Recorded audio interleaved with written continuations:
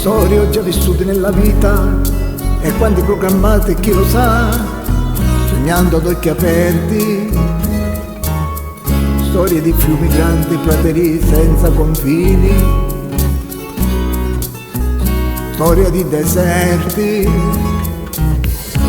E quando volte ho visto dalla prua di una barca, tra spruzzi di vento e l'immensità del mare, espandersi dentro è come una carezza calda, illuminarmi il cuore, illuminarmi il cuore.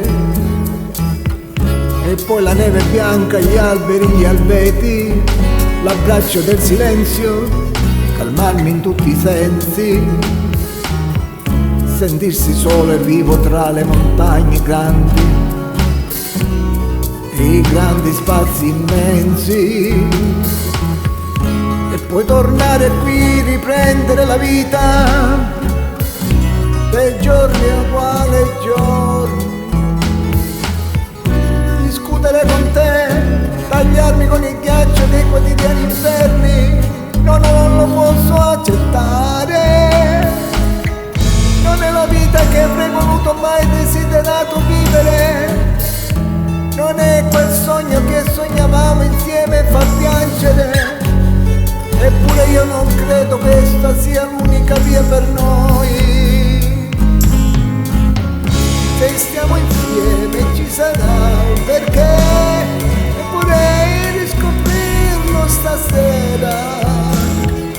Se stiamo insieme qualche cosa c'è che ci unisce ancora stasera. Mi manchi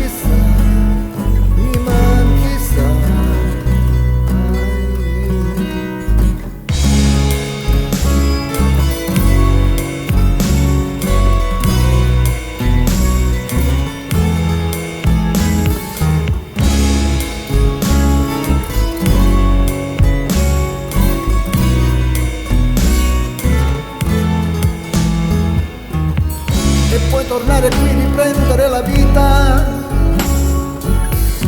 che sembra senza vita, discutere con te, consumar così pochi istanti eterni, non lo posso accettare.